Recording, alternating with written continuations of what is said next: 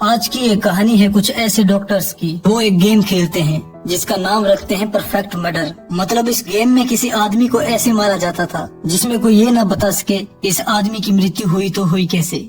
ये डॉक्टर्स उस बॉडी का पोस्टमार्टम करके ये पता लगाते हैं कि उसकी मौत कैसे हुई। मतलब उनके ग्रुप में से ही कोई आदमी किसी बेकसूर आदमी को मारता था, फिर बाकी के डॉक्टर्स का काम था कि उस आदमी की मौत का कारण ढूंढकर उस डॉक्टर को बताना कि उसने ये मर्डर कैसे किया होगा। ये गेम वो पिछले कई सालों से खेल रहे थे, लेकिन एक दिन उनके गेम में एक ऐसा आदमी आता है जो इनके गेम का भांडा फोड़ने वाला था। अब ये सभी डॉक्टर्स मिलकर उसको कैसे रोक पाते हैं, ये जानने के लिए आप देखते रहिए हमारी ये मूवी जिसका नाम है पैथोलॉजी। इस कहानी की शुरुआत में हम टेड ग्रे को देखते हैं और प्रोफेशन से वो एक डॉक्टर है और इसने कुछ समय पहले ही अपनी ग्रेजुएशन पूरी की थी। और इसके बाद हम टेड को इसकी फियांसे ग्वेन के साथ देखते हैं जो उसे कहीं जाने से रोक रही थी क्योंकि टेड अपनी मेडिकल प्रैक्टिस के लिए किसी दूसरे शहर में शिफ्ट हो रहा था। टेड एक होनहार स्टूडेंट था और उसने अपने कॉलेज में टॉप भी किया था। जब वो पहले दिन हॉस्पिटल में आता है तो उसकी मुलाकात बेन नाम के एक आदमी से होती है और वो उसे पैथोलॉजी लैब में लेकर जाता है। और यहाँ पर बहुत सारे डॉक्टर्स होते हैं जो कई सारी बॉडीज का पोस्टमार्टम कर रहे हैं। और इसके बाद टेड वहाँ के बहुत बड़े प्रोफेसर का एक लेक्चर अटेंड करता है और इस प्रोफेसर का नाम डॉक्टर मॉरिस है और वो टेड को काफी पहले से जानता था। अब अगले दिन हम देखते हैं कि डॉक्टर मॉरिस और उसके बाकी स्टूडेंट्स मिलकर एक छोटे बच्चे की डेड बॉडी को एग्जामिन कर रहे थे। अब जैक नाम का एक डॉक्टर उन्हें बताता है इस बच्चे की मौत किस प्रकार हुई होगी और टेड उसकी बातों को बड़े गौर से सुन रहा था, लेकिन वो उसकी बातों से सहमत नहीं था और वो उस बच्चे की मौत के कारण को एक अलग नजरिए से एक्सप्लेन करता है। और आखिर में डॉक्टर मॉरिस उसकी बातों से ज्यादा सहमत थे। अब इस बात से जैक को काफी ज्यादा गुस्सा आता है क्योंकि पहली बार उसे किसी ने गलत ठहराया था और वो भी कोई ऐसा जिसे आए हुए पूरे 2 दिन भी नहीं हुए थे। अब इसके बाद हम देखते हैं कि टेड जब शिफ्ट खत्म होने के बाद घर जा रहा था तो तभी ग्रिफिन नाम का एक डॉक्टर उसे धक्का देकर कहता है कि वो उसे पसंद नहीं करते। अब इससे टेड को काफी अजीब लगता है मगर वो इसकी बातों को मजाक समझकर यहाँ से चला जाता है। इसके अगले दिन हम देखते हैं कि इनके पास एक नई डेड बॉडी आई थी जिसे इन्हें एग्जामिन करना था, लेकिन मॉरिस जब उस आदमी के बारे में बता रहा था तो वो डेड बॉडी हिलने लगती है। कुछ लाशों में ऐसा कॉमन होता है क्योंकि उनके ब्रेन को ये पता भी नहीं चलता कि उनकी बॉडी मर चुकी है। अब टेड उसकी गर्दन पर एक कट मारता है जिससे उसकी ब्रेन और बॉडी का कनेक्शन टूट जाता है। अब ग्वेन उसके काम करने के तरीके से काफी ज्यादा इम्प्रेस होता है और वो उसका दोस्त भी बनना चाहता था। टेड एक दिन ये नोटिस करता है कि उसके साथ के डॉक्टर्स कहीं जा रहे थे। उसे थोड़ा अजीब लगता है लेकिन वो इसे भी इग्नोर कर देता है। हम देखते हैं कि सभी रोज की तरह लाशों की ऑटोप्सी कर रहे थे। जैक टेड के पास आता है और उसे अपने ग्रुप के साथ क्लब में चलने के लिए कहता है। अब टेड ग्वेन के बिना बहुत अकेला महसूस कर रहा था, इसीलिए वो उसके साथ चलने के लिए तैयार हो जाता है। और इसके बाद ये सभी पार्टी में आते हैं और यहाँ पर टेड को पता चलता है कि जूलियट जैक की गर्लफ्रेंड थी और यहाँ पर सभी आपस में बैठकर डिस्कस कर रहे थे। और यहाँ पर सभी डिस्कस कर रहे थे कि किसी को ऐसे मारा जाए कि किसी को भी उसकी मौत का कारण पता भी न चले। और वो टेड से पूछते हैं कि क्या तुम्हें मौका मिले किसी को मारने का तो तुम किसी को मारोगे, जिस पर टेड उन्हें कहता है कि कल हमने जिस बच्चे की डेड बॉडी को देखा था उसे किसी ने उसके आईपैड के लिए मार दिया। जान लेना तो इंसानों की फितरत है और उनके लिए ही कानून बनाए गए हैं और हम यहाँ पर बैठकर इस टॉपिक पर कितना भी बात कर लें वो सब फिजूल ही होगा क्योंकि हम में से किसी में भी हिम्मत नहीं है किसी को जान से मारने की। लेकिन उसे ये नहीं पता था कि ये बात वो जिन लोगों के सामने बोल रहा था वो ऐसे ऐसे काम करके बैठे हैं जिसके बारे में वो सोच भी नहीं सकता। और उस रात को वो बहुत मस्ती करते हैं।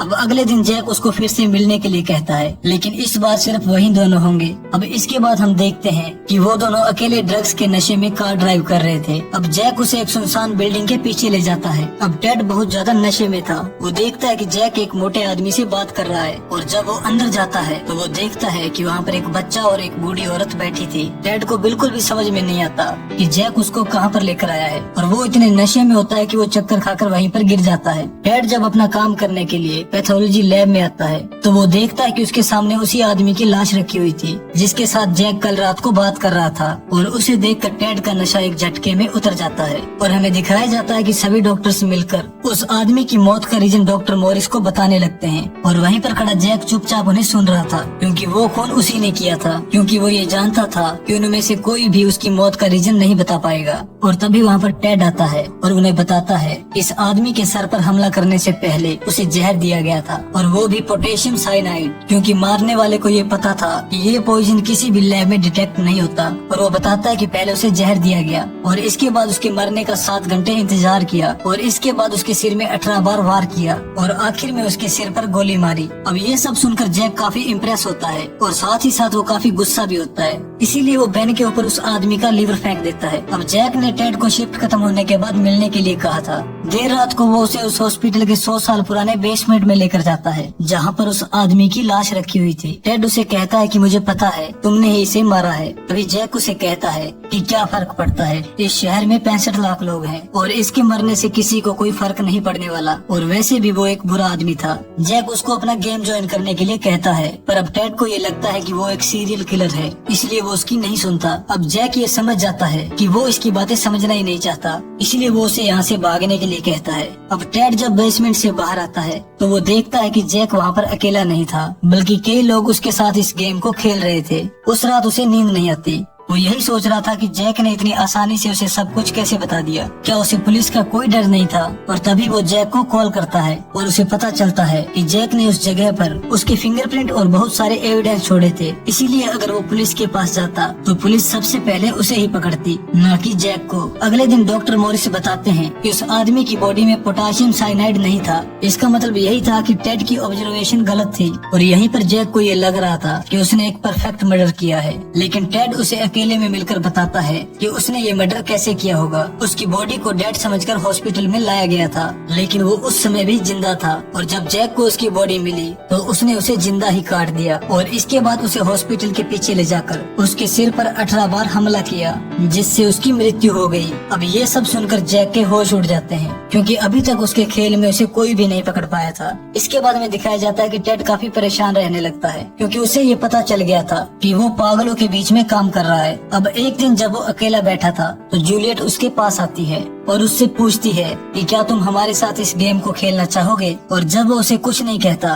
तो उसे वो उनके हॉस्पिटल में आए एक नए केस को देखने के लिए कहती है। और जब टेड वहाँ पर जाता है तो उसे एक आदमी दिखाई देता है जिसने अपनी वाइफ और 2 बच्चों को शूट करके मार दिया था, और फिर उसने भी सुसाइड करने की कोशिश की, पर वो बच गया। टेड देखता है कि उसकी हालत काफी ज्यादा खराब होती है, और तभी उसे जैक की एक बात याद आती है कि कुछ लोगों को जीने का कोई हक नहीं, इसलिए वो उस आदमी को पॉइजन का इंजेक्शन देकर मार देता है। और ऐसा करते हुए जैक ने उसे देख लिया था, और वो टेड से कहता है कि हो सकता है कि आज रात को तुम्हें नींद ना आए और तुम बार बार न्यूज को देखोगे। ये उसमें कहीं तुम्हारे बारे में तो नहीं बताया जा रहा, लेकिन धीरे धीरे तुम्हें एहसास होगा कि उसकी मौत से किसी को भी कोई फर्क नहीं पड़ता, और उस दिन तुम एक बहुत ही अलग आदमी बन जाओगे। इसके बाद हम देखते हैं कि टेड भी उनके गेम का हिस्सा बन गया था। अब एक रात को वो सभी मिलकर काफी ज्यादा ड्रग्स लेते हैं और एक दूसरे के साथ इंटीमेट होते हैं, और टेड अपनी आंखों के सामने ये सब होते हुए देख रहा था, लेकिन उसे अब इस गेम में मजा आने लगा था। अगले दिन जब टेड की आंख खुलती है तो वो देखता है कि सब उसे बेसमेंट में ही छोड़कर चले गए थे, और वो भागकर ऊपर आता है तो वो देखता है कि सभी अपना काम ऐसे कर रहे हैं जैसे रात को कुछ हुआ ही नहीं था। इसके बाद हम देखते हैं कि जूलियट जैक के साथ काफी ट्राइड हो रही थी, और वो उसे एक आदमी के घर पर लेकर जाती है। जूलियट उसे बताती है कि वो आदमी उसका बाप है जिसने बचपन में उसके साथ रेप किया था, और वो कहती है कि अब उसकी बारी है किसी को मारने की, और वो चाहती है कि टेड उसकी इसमें मदद करे। अब टेड को ये लगता है कि उसके साथ काफी अत्याचार हुआ है, इसीलिए टेड भी उसका साथ देने के लिए तैयार था। टेड उस आदमी के गले में लिक्विड नाइट्रोजन डाल देता है, और वो इतना ठंडा होता है जिससे उसके फेफड़े जमकर पत्थर बन जाते हैं, और जूलियट उसे मार मार कर तोड़ देती है। और इसके बाद वो दोनों उसकी लाश के सामने ही इंटीमेट होते हैं। अब उस लाश को ऑटोप्सी के लिए हॉस्पिटल लाया जाता है, और सभी मिलकर ये पता लगाने लगते हैं कि उसे कैसे मारा गया होगा। अब जैक को उसे पकड़ना कोई बड़ी बात नहीं थी, लेकिन उसे शक इस बात पर था कि इतने बड़े आदमी को जूलियट अकेले नहीं मार सकती, इसीलिए वो टेड के पास आता है और उसे कहता है कि कहीं वो इस गेम में चीटिंग तो नहीं कर रहा, क्योंकि सभी को अपने पेशेंट को अकेले मारना होता है बिना किसी की मदद के। टेड उसे ऐसा करने से नकार देता है, लेकिन जाते जाते वो टेड को कहता है कि कहीं जूलियट ने उसे भी तो उसके फादर की झूठी कहानी तो नहीं बताई, क्योंकि वो सभी के साथ ऐसा ही करती है। अब ये सुनकर टेड को उस पर काफी ज्यादा गुस्सा आता है, जिसके बाद वो जूलियट को धमकी देता है कि वो दोबारा कभी उससे झूठ ना बोले। इसके बाद हम देखते हैं कि टेड उन लोगों के साथ मिलकर बहुत सारे लोगों का पोस्टमार्टम करता है। बेन जो पहले टेड का दोस्त था, वो देखता है कि टेड अब पहले से काफी अलग बर्ताव करने लगा है, और अब वो उसके साथ साथ ना रहकर बल्कि जैक के साथ ज्यादा रहता था। अब एक दिन हम देखते हैं कि डॉक्टर मॉरिस टेड के पास आते हैं और वो उससे पूछते हैं कि क्या उसे कोई मदद चाहिए, क्योंकि टेड को इस काम में इतना मजा आने लगा था कि वो अपनी असल जिंदगी पर ध्यान ही नहीं देता था। टेड उसे कहता है कि सब कुछ ठीक है और वैसे भी वो कुछ दिनों के लिए ग्वेन से मिलने के लिए जा रहा है। अब टेड जब अपने घर आता है तो उसे वहाँ पर जूलियट दिखाई देती है, जो उसके जाने से थोड़ा परेशान थी, और वो दोनों उस रात फिर से इंटीमेट होते हैं और इसके बाद वो कुछ दिनों के लिए ग्वेन के पास चला जाता है। अब ग्वेन को टेड थोड़ा बदला बदला नजर आ रहा था, लेकिन टेड उसे इस सब के बारे में कुछ नहीं बताता। ग्वेन उसे कहती है कि इस बार वो भी उसके साथ चलना चाहती है, लेकिन टेड उसे साथ ले जाना नहीं चाहता था, लेकिन बार बार जिद करने की वजह से वो उसे मना नहीं कर पाता। अब इसके बाद वो दोनों अपार्टमेंट में आते हैं। वहाँ पर कहीं कहीं पर कुछ खून के छींटे लगे हुए थे, जिसे टेड उसके देखने से पहले ही साफ कर देता है, लेकिन ग्वेन को वहाँ पर कुछ ड्रग्स मिलते हैं और वो टेड से सवाल जवाब करने लगती है, पर टेड कहता है कि वो उसका नहीं है।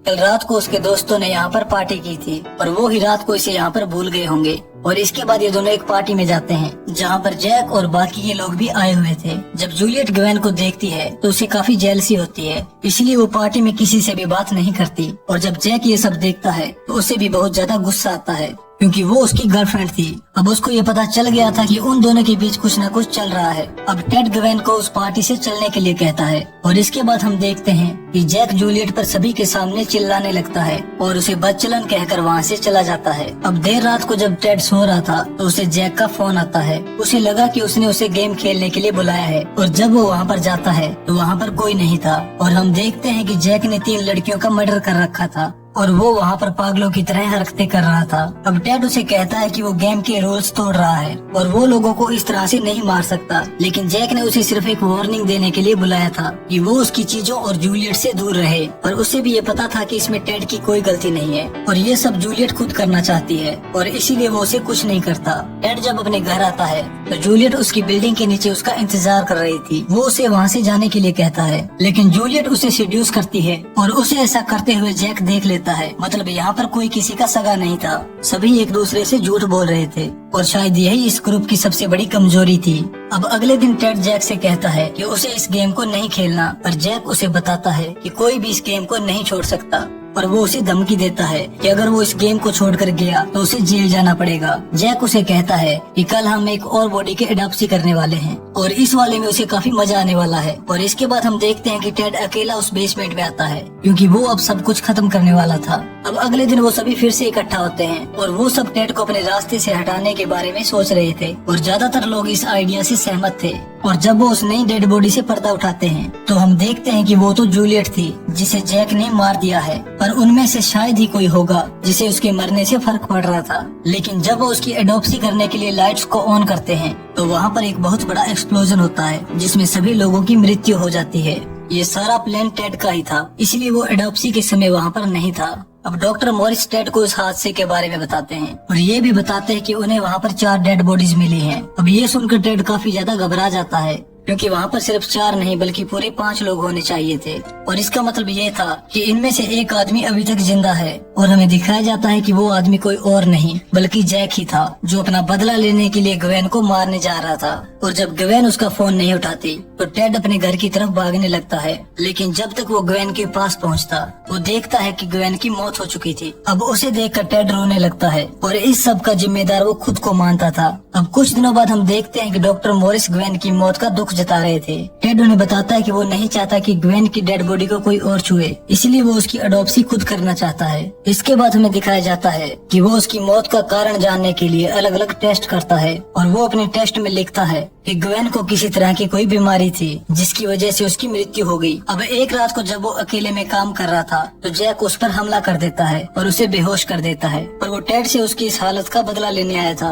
और वो ग्वेन की रिपोर्ट पढ़कर हंसने लगता है और कहता है कि इस बार वो जीत गया, क्योंकि वो ग्वेन की मौत का सही रीजन नहीं जान पाया। अब जैक उसे मारने ही वाला था, लेकिन तभी बेन उसके मुंह पर एक केमिकल फेंक देता है और उसे बेहोश कर देता है, क्योंकि टेड ने उसे सब कुछ बता दिया था। और वो जैक से कहता है कि उसने ये रिपोर्ट जानबूझकर गलत बनाई है ताकि ग्वेन के घर वाले ये न जान सके कि उसका मर्डर हुआ है। और इसके बाद वो जैक के मुंह में वही केमिकल डालता है जो उसने ग्वेन को दिया था और इस केमिकल से आदमी सिर्फ 7 मिनट तक ही जिंदा रहता है और वो सब कुछ देख और समझ सकता है, पर वो अपने शरीर को हिला नहीं सकता। इसके बाद टेड उसकी बॉडी को वावेसेट करने लगता है, यानी कि जिंदा ही उसे काटने लगता है और इस तरह से वो सभी को मारकर ग्वेन की मौत का बदला लेता है और इसी के साथ इस कहानी का अंत हो जाता है। अब इस मूवी को देखकर आपको ये लग रहा होगा कि ऐसा कैसे हो सकता है कि कोई इतने सारे लोगों को एक साथ मारे और किसी को पता भी ना चले, लेकिन दोस्तों इस दुनिया में कुछ भी हो सकता है।